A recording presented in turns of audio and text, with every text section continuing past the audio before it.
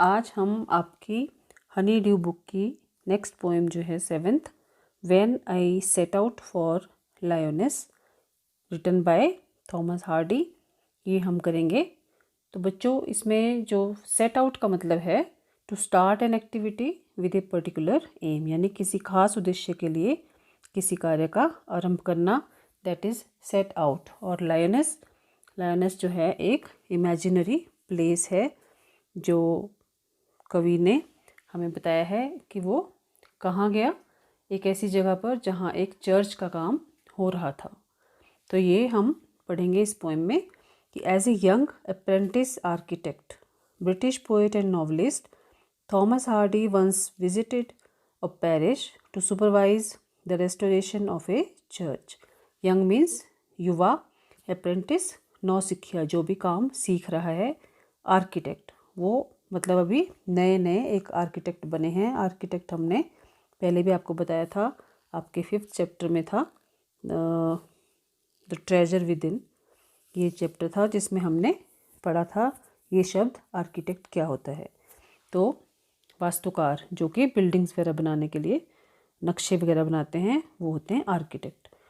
और ये British poet थे और नॉवलिस्ट थे थॉमस हार्डी, जिन्हें एक बार सुपरवाइज मतलब निरीक्षण करना था एक चर्च के रेस्टोरेशन का। रेस्टोरेशन मतलब उसको फिर से बनाना था, तो उसके निरीक्षण के लिए ये एक पैरिश गए थे। पैरिश यहाँ पे वो जगह है, division of a country with its own church and priest, यानी कि पादरी का प्रदेश। मतलब यहाँ कंट्री का मतलब गांव भी हो सकता है और एक देश भी हो सकता है। वहाँ पे डिवीज़न जहाँ होता है, यानी 2 भागों में बढ़ती है वो जगह, और वहाँ पे एक चर्च होती है और उसमें प्रीस्ट होता है। तो पादरी का प्रदेश उसे बोलते हैं पैरिश। तो on his return from the parish people noticed 2 things about him. तो जब वो उस पैरिश से वापस आए तो लोगों ने उनके अंदर 2 चीज़ें अलग नोटिस की। पहली, a new glow in his eyes, उनकी आंखों में एक नई चमक थी। And a crumpled piece of paper sticking out of his coat pocket, और एक मुड़ा तोड़ा सा पेपर जो कि उनके कोट की पॉकेट से बाहर को जैसे दिख रहा था।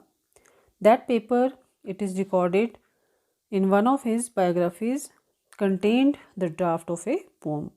तो वो जो पेपर था जिसे कि उनकी बायोग्राफीज़ में बाद में हम पढ़ते हैं, रिकॉर्ड है उसमें, वो मतलब उसमें वो पब्लिश किया गया है, वो इसी पोएम का एक ड्राफ्ट था।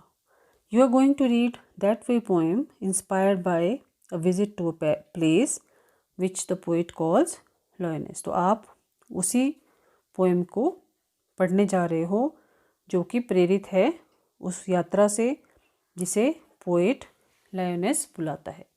लायोनेस का मतलब है एक इमेजिनरी प्लेस, एक काल्पनिक स्थान के भ्रमण के विषय में ये पोएम है। तो चलिए पढ़ते हैं आज की हमारी poem when I set out for lioness.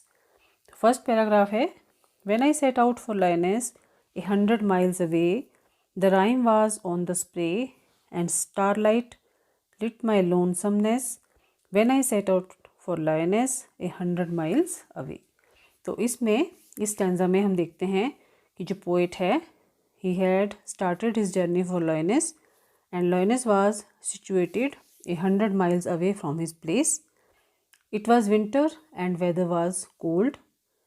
The shine in the night sky helped him when he was lonely and he had no idea what would happen during his stay at Lyoness। ये इन लाइनों का मतलब है when I set out for Lyoness, जब मैं एक निश्चित उद्देश्य के लिए निकला लायोनेस के लिए, जो कि 100 miles अवे था, 100 मील की दूरी पर था। तो जब उसने आरंभ की यात्रा, the rhyme was on the spray, rhyme का मतलब होता है फ्रॉस्ट, पाला पड़ा हुआ था। Spray means leaves and branches, वृक्षों के पत्ते और शाखाओं पर पाला पड़ा हुआ था। एंड स्टार लाइट लिट माई लोनसमनेस, जो आसमान में जो चमक थी सितारों की, उसने उनकी हेल्प की रात के अंधेरे में और उनके अकेलेपन को दूर करने में, यानी वो उसके साथी थे। And when I set out for lioness 100 miles away। और उन्हें कोई आइडिया नहीं था कि what would happen during his stay at Lyonesse। Second paragraph is what would behance at Lyonesse while I should sojourn there। यानी कि जब उन्हें ये बिल्कुल आइडिया नहीं है कि पोएट एक्सप्रेस करते हैं अपनी अनश्योरिटी कि क्या होने वाला है लॉयनेस में। No prophet durst declare not did the wisest wizard guess what would behance at Lyonesse while I should sojourn there। वो कहते हैं कि he does not know what awaits him at Lyonesse। वो नहीं जानते कि लॉयनेस में क्या उनका इंतज़ार कर रहा है, यानी क्या होने वाला है उन्हें नहीं पता। The poet says that even a profit होते हैं जो धर्म उपदेशक, जो पैगंबर होते हैं, उन्हें भी नहीं पता, ना ही किसी बुद्धिमान विजर्ड को ये पता है। विजर्ड क्या होते हैं? जैसे मैजिशियन, जादूगर।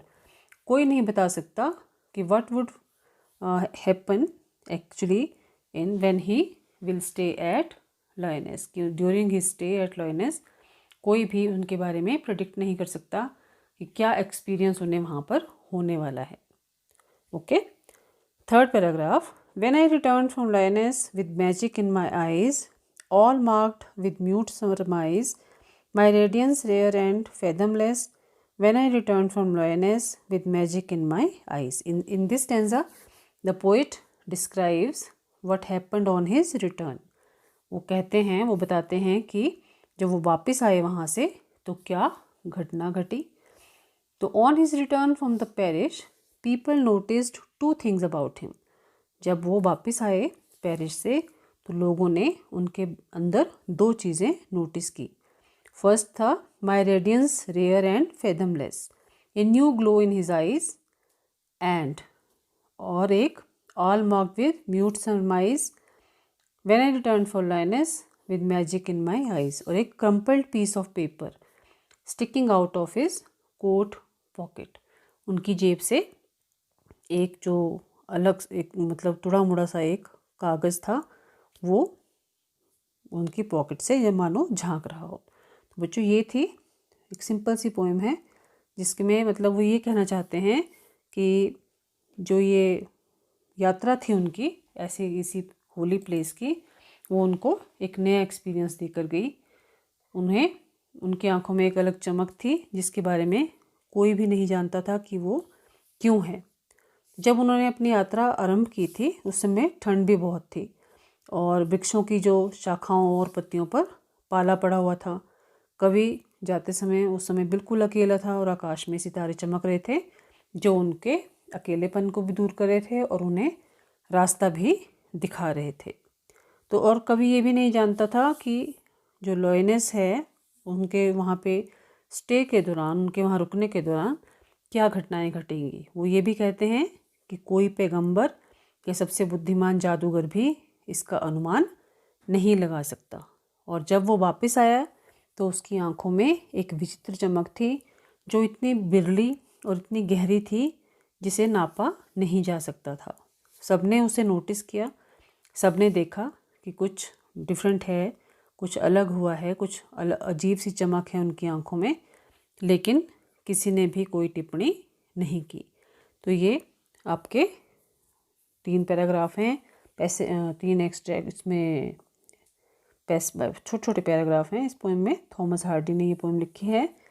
तो कुछ शब्दों के मतलब मैंने आपको बता दिए हैं, जो रह गए हैं वो भी हैं।